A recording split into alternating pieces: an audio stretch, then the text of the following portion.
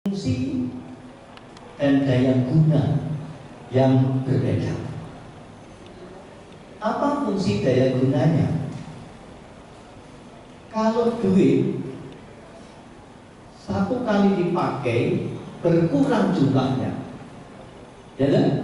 Kalau kita punya iktiau 1 juta, dikurangi dipakai Rp1 saja sudah berkurang jumlahnya dan berkurang dayanya.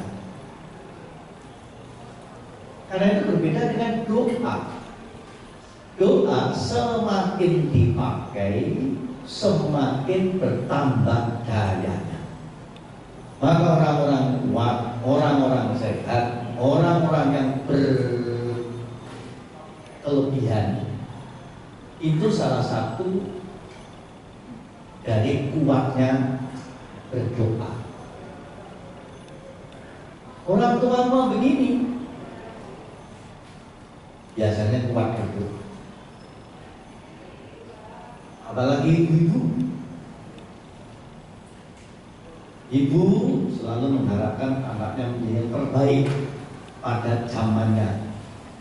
Karena ibu selalu berdoa, mendoakan buat anak-anaknya. Bahkan dimulai sejak dalam kandungan 9 bulan 15 hari, ibu setiap tarikan nafasnya berdoa untuk anaknya. Semoga anaknya sehat, lahir dengan selamat, nanti menjadi manusia yang berguna bagi nusa, bangsa, dan negara, berkecukupan, berkelebihan, berkemakmuran, menjadi yang terbaik pada zamannya. Itulah harapan ibu-ibu, ibu yang normal, kecuali ibu yang tidak normal. Bahkan memberi harapan kepada anak-anaknya pun juga dia berikan harapan yang terbaik.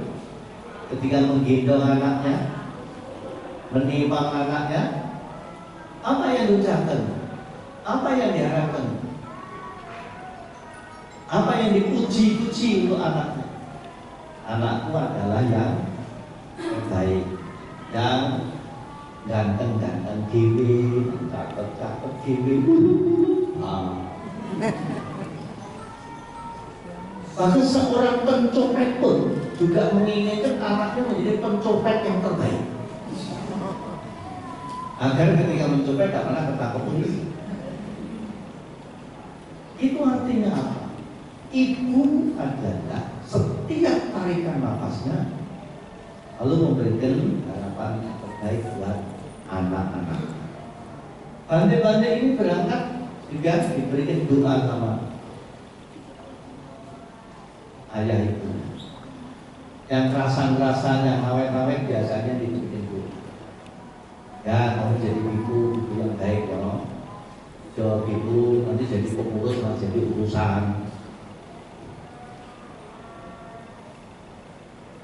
Gitulah Bapak Ibu sekalian bersama orang tua-tua.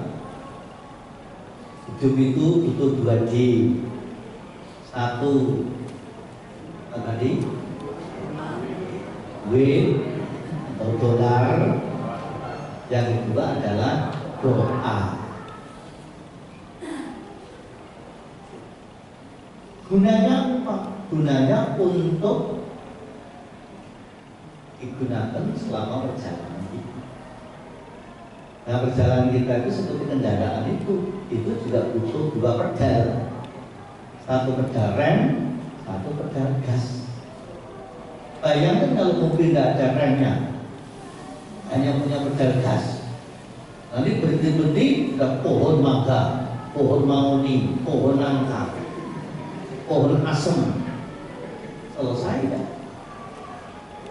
Atau sebaliknya hanya punya pedal rem, nggak punya pedal gas, ya nggak bisa kemana-mana. Itulah makanya 2D ini ingat-ingat, itulah yang dibutuhkan selama perjalanan. Maka dari itu kalau 2-2-nya ini cukup, pergi kemanapun, jalan kemanapun, perjalanan itu menyenangkan. menenangkan, menyehatkan, menguatkan, dan menenteramkan. Karena itu hidup harus digunakan kuat tenaga dengan cara apapun, yang penting baik, untuk memenuhi target yang namanya 2D. Carilah dolar yang sebanyak-banyaknya sampai kepet gitu. Ya enggak share tapi dolar. Tapi juga jangan lupa berdoa setiap. Ibu sekalian, itu juga seperti yang dikatakan oleh Sang Buddha. Sang Buddha mengatakan jiwita aniata marana niata. Hidup tidak pasti, tapi kematian itu adalah pasti.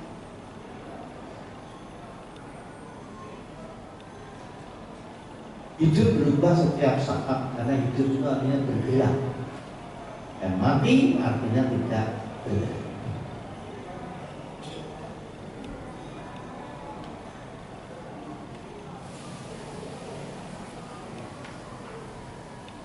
Makanya untuk menjaga kemungkinan itu, kita butuh doa. Doa ini bahasa umum, bahasa kamus, bahasa yang di masyarakat. Dalam bahasa Buddha namanya perenungan. Kata-katanya itu kalau dari Sang Buddha dalam bentuk namanya sutta, dalam bentuk sakir namanya parita. Tapi kalau puji-pujian untuk Sang Buddha namanya gata. Jadi di buku parita itu ada sutta, gata, dan parita. Itu yang dimaksud.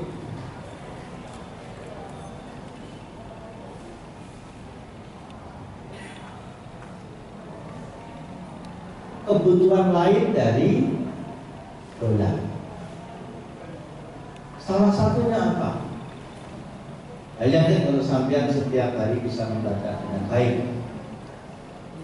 Namanya Abhidha Pancawekana. Pasti tahu itu. Tidak? Tapi banyak orang yang tidak berani membaca itu. Takut. Bila bincang. Karena apa? Karena di dalamnya satu kata, satu kalimat. Maranang damuni, maranang anak itu. Yang kalau diterjemahkan adalah aku ajar mengalami kematian. Aku tidak mampu mengatasi kematian. Dan satu kata mati ini menakutkan banyak.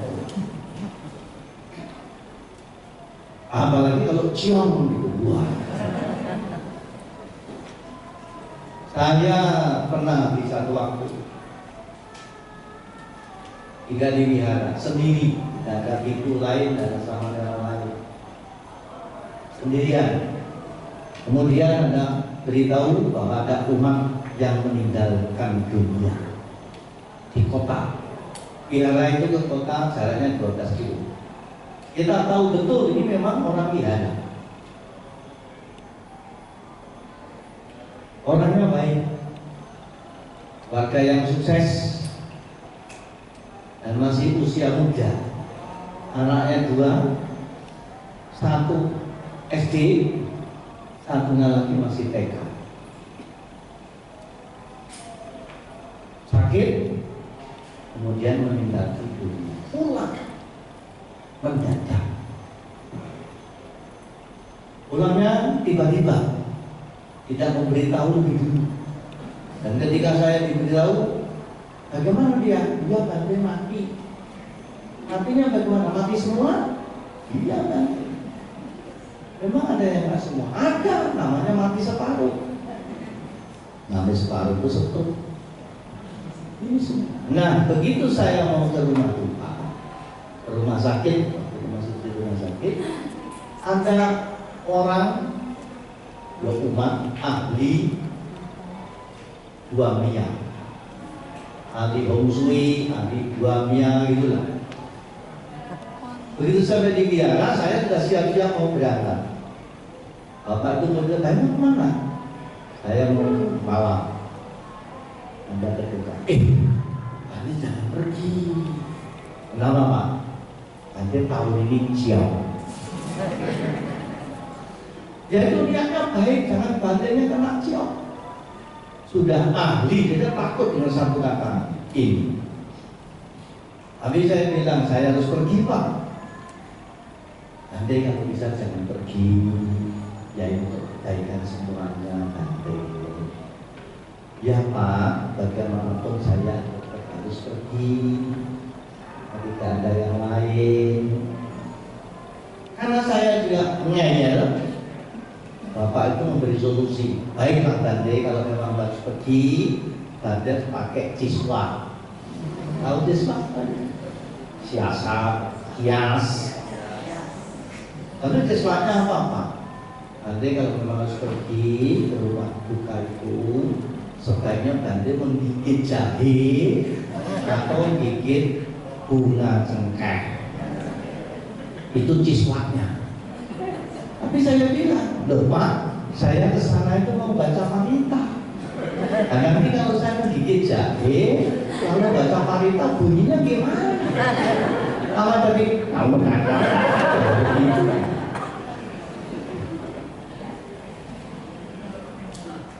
Bapak Ibu sekalian, parita itu kata-kata dari Sang Buddha. Isinya apa?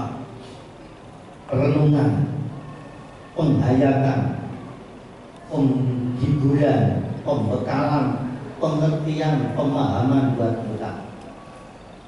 Maka orang-orang yang kuat berdoa, dalam bahasa Jawa Nologi, orangnya adalah orang kagetan, orang gumunan, orang aleman, orang dumeh, hidupnya jadi sumeleh. Bahasa apa? Syukur siapa tidak ngerti. Ini bahasa Belanda kuno yang tidak. Orang gumunan apa? Orang keponan. Sekarang bahasa anak namanya kepo. Ibu-ibunya nggak masuk kepo. Masa gue tidak ngerti? Ini baru loh ini. Namanya kepo. Kepo itu gumunan. Akibatnya apa? Orang itu mudah gusar. Kalau kita dikit-dikit kepo, dikit-dikit, ciri-cirinya kelihatan. Baca parita, mimpin kebaktian, kalau orangnya kepo, itu juga kelihatan. Jelas-jelas mimpin kebaktian, terus teleponnya bunyi, Budang sarenang kami, begitu.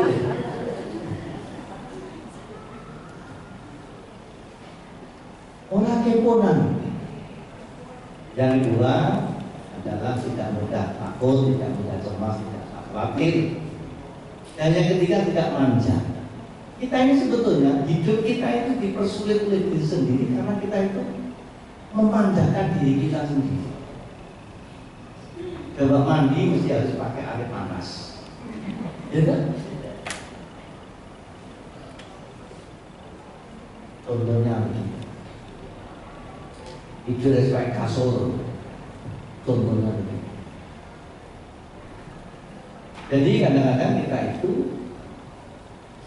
yang membuat hidup kita menjadi rumit dan sulit karena kita memanjakan diri kita sendiri. Cobalah kita hidup apa adanya sesuai dengan kemampuan kita. Jangan sampai ngoyo-ngoyo biar kelihatan mentereng, akhirnya sampai memberatkan diri kita sendiri. Jadi hidup itu mudah dan murah. Yang sulit mikirnya, yang mahal gengsinya.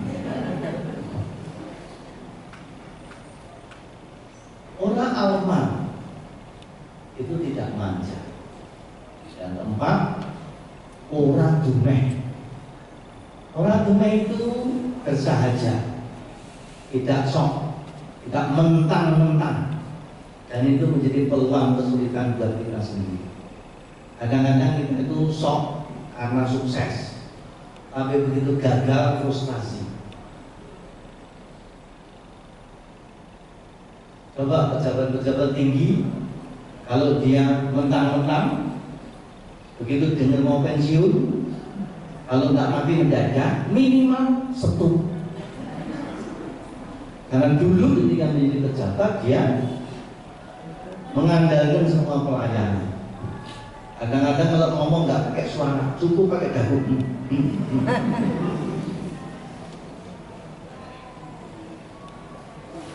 Makanya orang-orang yang kuat berdoa biasanya hidupnya lebih tahan, lebih damai, bahkan bisa lebih mulia. Sehingga ketika kita membaca doa setiap hari, jarang damunghi, jarang natito, jarang namaran kipit, jarang damunghi, jarang natito, yakin damunghi, yakin natito, marana damunghi, marana natito, dan seterusnya. Aku wajar mengalami usia tua. Itu kenapa banyak orang nggak berani baca? Karena takut tua. Apalagi ibu-ibu, begitu ada rambut putih satu, aduh.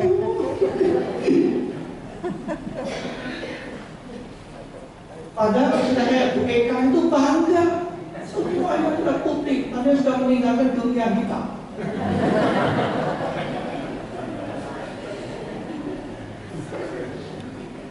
Bangga. Tua itu adalah waktu sesudah dari sebelumnya, itulah tua.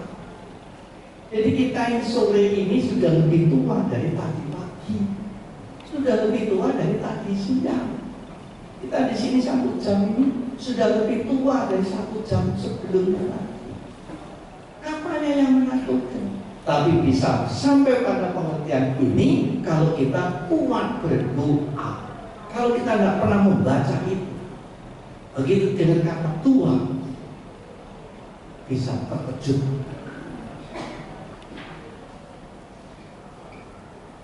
Aku wajar mengalami usia tua. Nah makanya kalau kita umurnya di bawah 50 tahun, ketika ditanya umur berapa? Sudah 30 tahun. Karena jadi tua itu membanggakan. Tapi kalau lewat umur 50 tahun ditanya umurnya berapa? Baru 70 tahun. Jadi tetap saja muda. Kalau tua baru, kalau belum sudah. Begitulah namanya kata tua. Aku wajar menyandang penyakit. Penyakit itu pandangan keliru. Bantai diri dulu sering mengatakan pandangan keliru itu adalah santet modern. Kalau orang kena santet bisa disebutkan dalam kehidupan ini. Tapi kalau orang kena santet modern yang namanya pandangan keliru, sulit disembuhkan, bahkan bisa dibawa sampai kehidupan selanjutnya.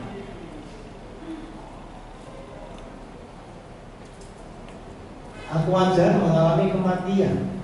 Kematian itu ada sesuatu yang sudah lewat, itu namanya sudah mati. Makanya tadi di dalam Badai Karakagata,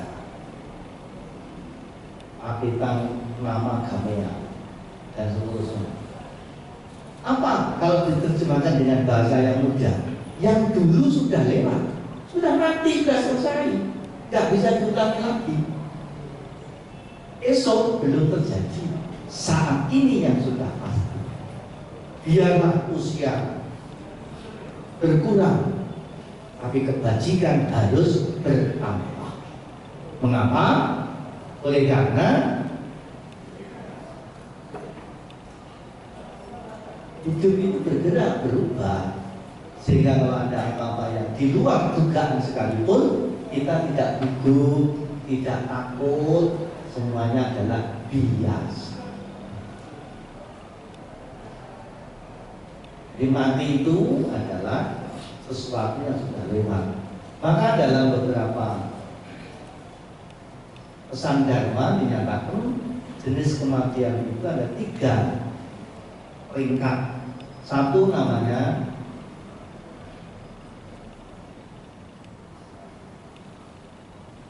kematian menurut kalender Samutik Marana, kematian menurut Anda itu minggu ini tanggal 3 tercatat dalam hal. Yang kedua namanya Tanika Marana, kematian setiap saat. Jadi kita itu sudah kematian momen, nggak terhitung, apa saja yang lewat itu sudah mati. Dan yang ketiga namanya Samuceda Marana. Samuceda Marana itu artinya kematian total, yang tidak ada kelahiran kembali. Apa itu? Ketika kita tidak menginginkan lagi. Jadi selama kita masih punya keinginan, punya kehendak, punya kemampuan, punya cita-cita, apalagi ingin mengulang-ulang, pasti akan hidup lagi. Kenapa kopi berulang-ulang ada? Karena kita pengen. Cobalah kapok dengan kopi, berhenti, nggak ada lagi kopi. Ada orang yang berhenti merokok, saya sudah tidak mau lagi merokok. Nggak ada lagi rokok, sudah tidak ada kelahiran kembali. Selama kita masih pengen kembali lagi, masih pengen asinan Bogor, lahir lagi.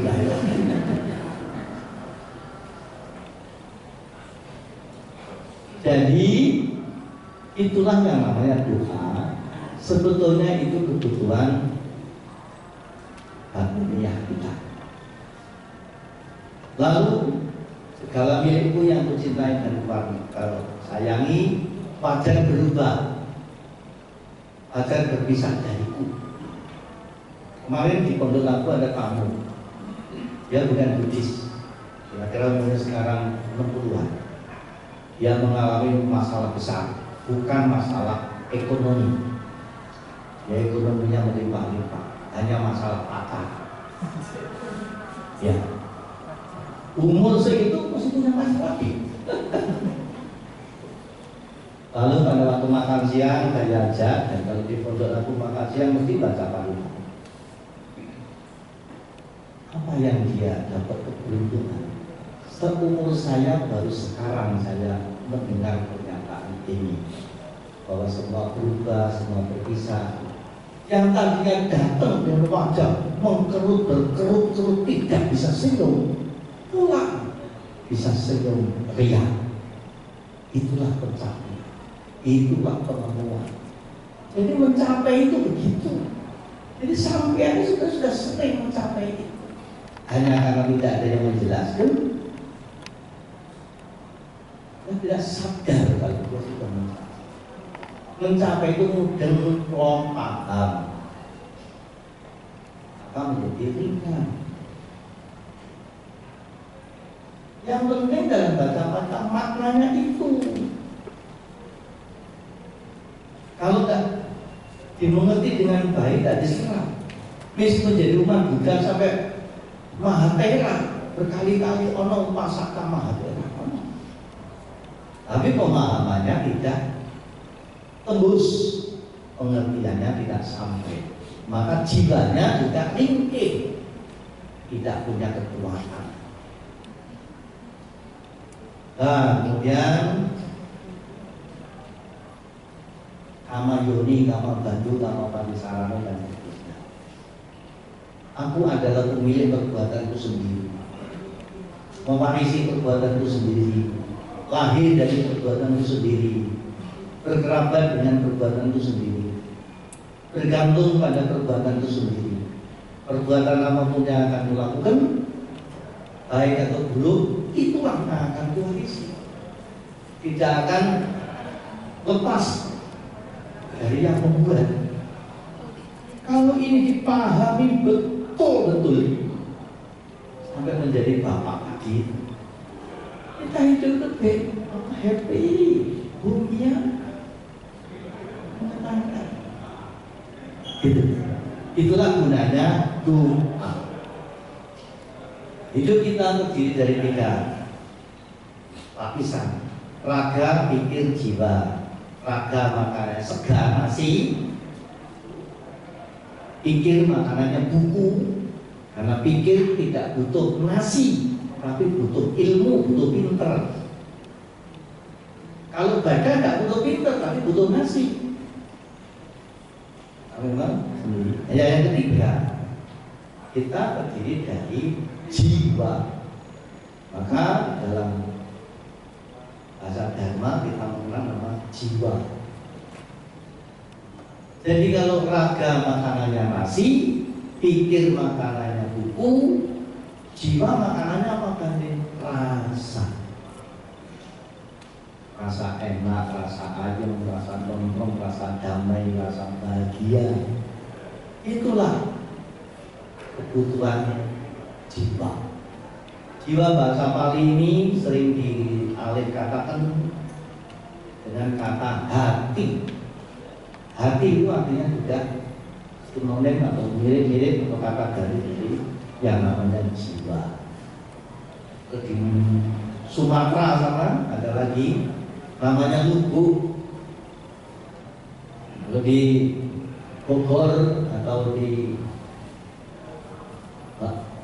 Betawi namanya situ Patenda. Kalau di Jawa namanya kedung. Jadi kedung, lubuk, situ, jiwa, hati itu sama. Artinya apa? Kalau kedung itu, situ itu, lubuk itu dalam, airnya dalam dan penuh, apa saja bisa diterima dengan damai.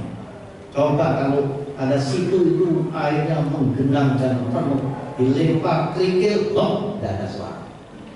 Lewat batu, loh, tidak ada suara. Kasih batu gede, loh, tidak ada suara. Kalau kedungnya dalam, kalau jiwanya besar, kalau hatinya damai. Coba orang yang lagi semangat, dimarah-marah pun senyum-senyum. Tapi coba kalau lagi uring-uringan, tidak dimarah-marah saja, tidak bisa senyum. Nah, begitulah jiwa,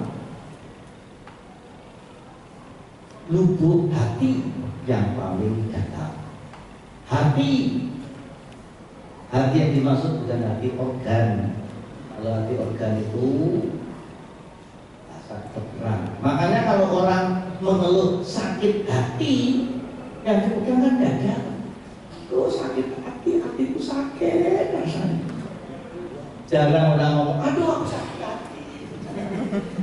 Meskipun hati tempatnya di lambung. Karena dimaksud hati bukan hati organ, tetapi hati lubuk, hati jiwa. Nah, raga, pikir, jiwa. Ketiga-tiganya ini harus diberikan perhatian, dikasih nutrisi yang cukup, kasih makanan yang cukup biar mereka sehat.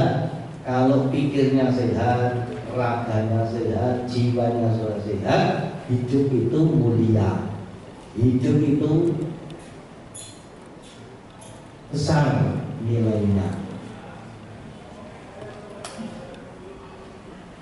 Nah, Bapak Ibu sekalian, sekarang ibu kita sudah pulang.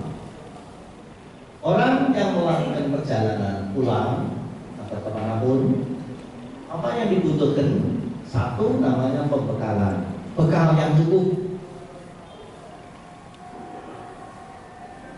Kalau pergi kemana saja dengan bekal yang cukup, yang perjalanan senang, yang ditinggalkan juga tenang. Yang kedua adalah butuh penghiburan, butuh suasana hati yang damai. Itu sebabnya dalam tradisi budaya bangsa, manusia-manusia, juga agama-agama di dunia mempunyai cara-cara untuk melakukan pembekalan dan penghiburan buat yang perjalanan pulang. Tujuannya apa? Tujuannya membangkitkan suasana hati yang damai. Kenapa saudara? Sebab kalau perjalanan itu suasana hatinya damai, kalaupun jauh rasanya dekat, kalaupun lama rasanya sebentar, sudah sampai. Meskipun beban berat rasanya ringan. Tadi keluar dari tol masuk ke macet berat. Saya kalau tadi jatuh ini macetnya berat sampai berkilo-kilo, lebih 2 kintal ini. sebentar. Tapi kalau kita nggak happy, rasanya apa-apa. Supir jalan atau enggak? Tapi meskipun jalan jauh, kalau hatinya senang, ringan. Itu makanya butuh penghiburan. Jadi nggak aneh kalau nanti dalam suasana seperti ini ada penghiburan-penghiburan. Kalau tradisi di Cungkok sana dulu mesti ada drama, ada sandiwara, ada musik, ada tanjikyen, ya itu pakai. Gitu kan? Di Bali pakai musik, di Toraja pakai upacara. Tujuannya apa? Membangkitkan agar dalam perjalanan ini suasana hatinya damai. Yang ketiga adalah penghormatan. Kita berhormat. Kata hormat ini menjadi kata dasar dalam cara berpikir Buddhis. Melakukan hormat itu menjadi anjuran dan ajaran untuk yang pertama kali. Bahkan kalau di dalam tradisi Cina, satu kata hormat itu diberikan huruf tersendiri. Ada yang bisa bahasa Mandarin, salah actionnya tolong dibenarkan. Ada satu kata yang dengan huruf tersendiri dalam penulisan bahasa Cina yang hubungannya dengan puja atau bakti atau hormat. Bakti dalam bahasa Cina, dalam bahasa Mandarin kalau tidak salah namanya xiao. Apa yang digunakan? Xiao. Tapi tidak tahu teksturnya yang mana. Karena ada xiao bakti, ada xiao laupu.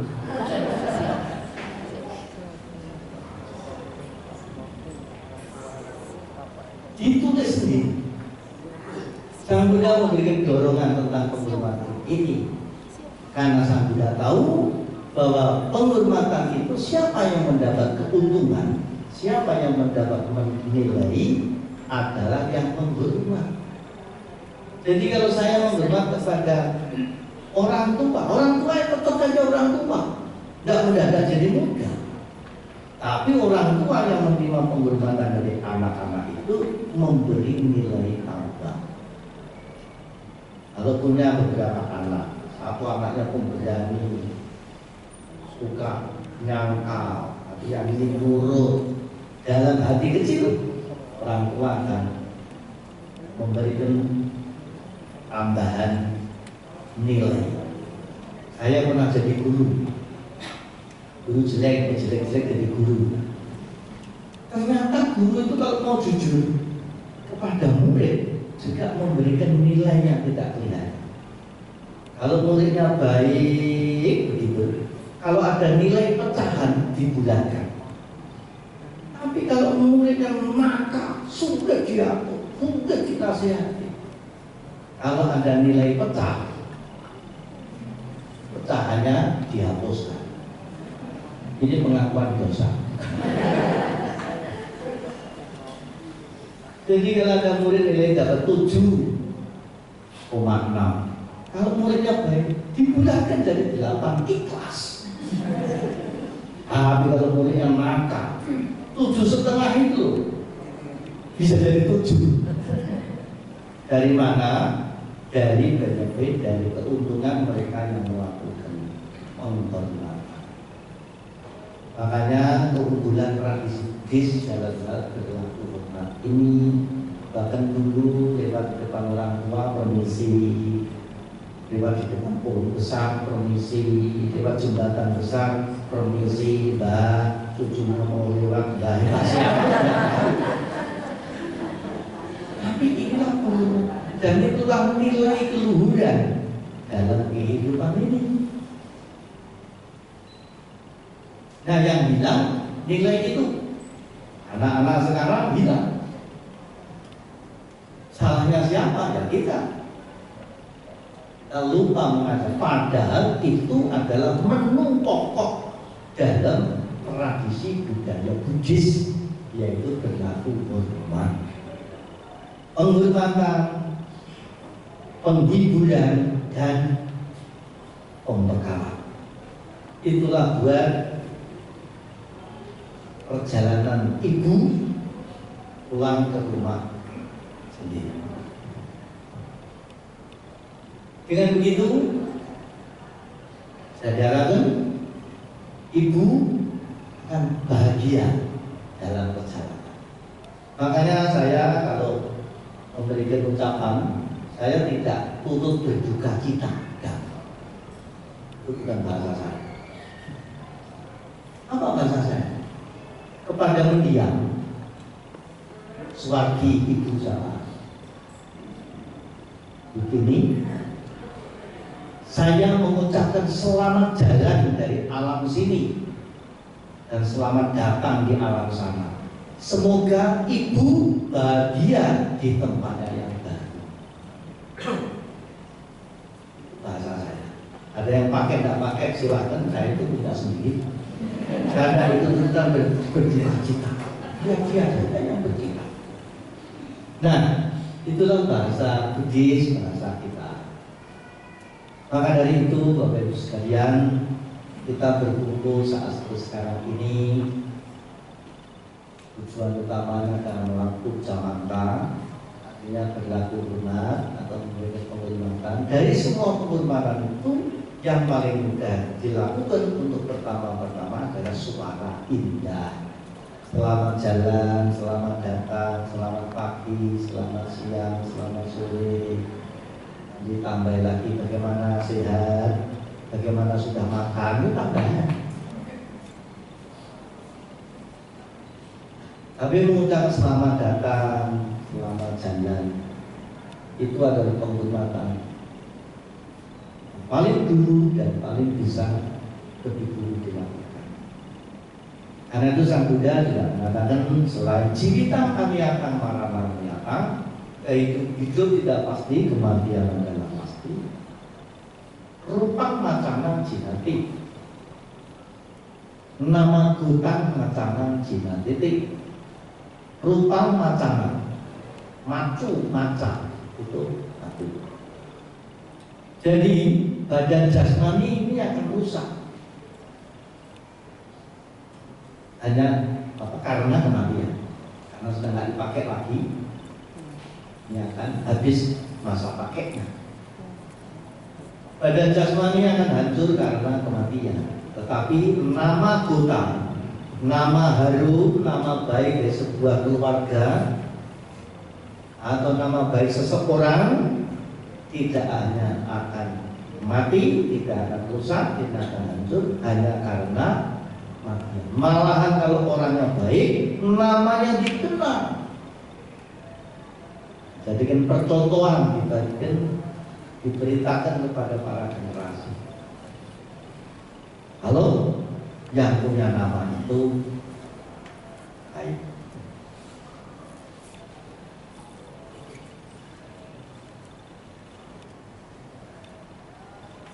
Begitulah Bapak Ibu sekalian. Jadi ibu sudah pulang. Karena pulang, orang pulang itu waktunya tidak sama. Ada yang pulang cepat, ada yang pulang lambat, ada yang pulang cepat sekali, ada yang lambat sekali, ada yang tak pulang harus dipulangkan. Nanti sering disuruh pulangkan ibu. Nanti sudah ngadu, pokoknya nanti semua keluarga sudah siap.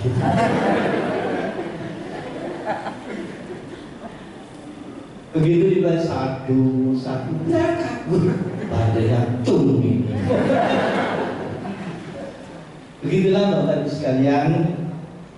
Maka sekarang ibu sudah pulang, kita ucapkan selamat jalan dari alam sini dan selamat datang di alam sana. Semoga ibu bahagia di tempat yang baru. Tiada benda yang cukup berharga yang bisa untuk menembalikan semua pemberiannya. Karena ada dua pemberian seorang ibu pada anak-anak. yang tidak didapatkan dari tempat lain, yaitu satu, dikandung dan dilahirkan, itu hanya dari ibu. Yang kedua, diberi air susu ibu. Ternyata air susu ibu berbeda dengan air susu hewan. Kalau air susu hewan diangin-anginkan berubah menjadi basi, tapi air susu ibu diangin-angin berubah warna menjadi merah. Karena ternyata air susu ibu itu adalah sari-sari ganda. Maka bagi seorang ibu kepada anak beda dengan seorang bapak. Maka seorang ibu tangisnya di leher, kalau bapak tangisnya di dada. Makanya ibu kepada anak dikit-dikit nangis, karena tangisnya di leher. Kalau bapak tangisnya di dada. Kalau ibu kurasa, kalau bapak kupikir. Begitu lihat anaknya main pisau kemudian berdarah, ibu langsung aduh, bagaimana itu ibu. Tapi bapak lalai. Begitu diberitahu anaknya berdarah-darah sambil merokok, tadi itu gua sudah beritahu, cuma tak mau dengar. Maka kalau ibu tidak pernah berdoa, yang namanya abina pancawe karena para pagi, itu akan menjadi ikatan yang tidak pernah lepas sepanjang waktu. Bayangkan kalau sesuatu itu melekat, dua jari kena lem Alteco, minimal disilet atau dari ke dokter, jadi operasi. Bante ngomong enak saja, saya ini melahirkan loh Bante. Memang tahun depan yang gantikan suaminya. Ya sudah ngomong aja sama suami, nanti tahun depan kamu yang melahirkan. Karena itu pengertian, kalau sudah paham, sudah mudeng bahwa apapun yang kumiliki dan kucintai itu tidak akan berubah terus, akan berpisah dariku. Jangan barang-barang yang ada di luar kita. Oh, yang di diri kita ini rambut yang tiap hari dibawa ke salon, dikerimbat. Suatu kali itu ada yang sampai 20 juta loh kan. Di besi, kamu jangan putih-putih ya. Ternyata 50 tahun kemudian kejatuhan bunga jambu. Nggak bisa ditahan. Apalagi yang di luar kita. Ini sebuah pemahaman. Ini bukan ajaran agama mungkin tidak ada yang ajar begitu. Tapi ini ilmu hidup dan kehidupan. Maka orang yang bisa hidup dan punya ilmu hidup dan mengerti ilmu hidup, hidupnya happy ya. Hanya hidup nanti raga, apa tadi? Pikir, jiwa. Raga makan nasi, pikir makanannya ilmu, jiwa makanannya rasa. Sebagai orang tua telah memberikan segalanya untuk anak-anaknya. Tiba gilirannya anak-anak yang harus tahu budi dan berbakti. Itu sudah wilayahnya anak-anak. Yang orang tua sudah punya wilayah, punya kewajiban yang kita sudah selesaikan.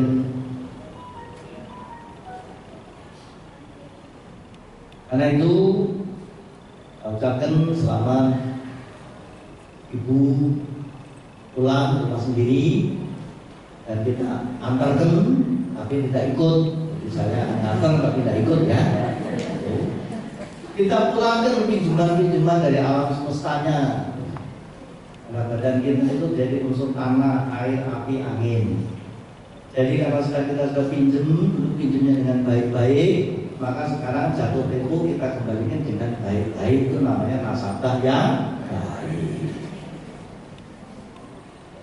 Kita pinjam dari alam semesta, tanah, air, api, angin, dipakai untuk bekal perjalanan ini. tiba waktunya nanti kita kembali. Yang api kembali ke api, maka dikremasi. Yang angin kembali ke angin, diletakkan seperti punyan. Yang tanah kembali ke tanah, maka ada tradisi dikebumikan. Yang air kembali ke air, ditenggelamkan seperti tradisi India sampai saat ini masih ada. Dibebani, kemudian tenggelamkan di Sungai Gangga. Ada tradisi itu sampai sekarang. Kita kembalikan dengan baik-baik, hanya menjadi nasabah yang dengan bekal yang cukup, dengan hiburan yang cukup, dengan penghormatan yang cukup. Yang melakukan perjalanan senang, yang ditinggalkan juga makanya semuanya sudah senang dan tenang, sudah selesai, nggak ngimpi-ngimpi lagi. Kadang saya tuh nggak ngimpi-ngimpi ya berarti. Kadang ngimpi Pak ya, ada yang belum selesai loh. Ya, banyak cerita, tapi nggak sekarang, tapi tahun depan ya. Baik, dengan demikian ada Ibu Nini, sahabat, keluarga, anak, cucu, mantu, para sahabat dan para bante semuanya di sini. Kita semua melakukan puja dan puji dengan tangan pangan jadi mengiringi kemana kau pergi. Katakan selamat jalan di dalam sini dan selamat datang di alam sana. Semoga ibu bahagia di tempatnya yang baru. Semoga keluarga yang ditinggalkan mendapatkan keteguhan serta pengertian yang benar. Dan pengertian benar lebih dari 50% persoalan telah selesai. Karena saudara adik-adik dan kerabat mendapatkan keteladanan, teladan yang baik, mari kita tiru, kita kembangkan kebaikannya agar terus bertambah. Kalau ada yang tidak baik, kita catat, tetapi tidak untuk dibicarakan, dijadikan pelajaran agar tidak diulang-ulang yang tidak baik. Akhirnya juga memberikan pernyataan bahwa bunga-bunga ini bahasa simbol melambangkan bunga itu tidak kekal, berubah terus dan terus berlalu. Tapi sangkara anicca, segala sesuatu yang berbentuk dan bersaraf tidak kekal adanya. Tapi sangkara dukkha, segala sesuatu yang berbentuk dan bersaraf berubah-ubah terus adanya.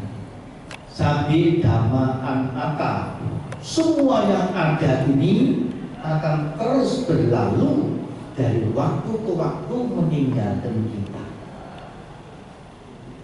Karena itu, apa yang kita lakukan? Sabe sata bawantu sukhina. Semoga semua makhluk berbahagia. Makhluk itu atau makhluk hati. Begitulah Bapak Ibu sekalian, kita ucapkan pada ibu kita, yaitu Sabi Sangkara Anicca, Sabi Sangkara Dukkha, Sabi Dhamma Anatta.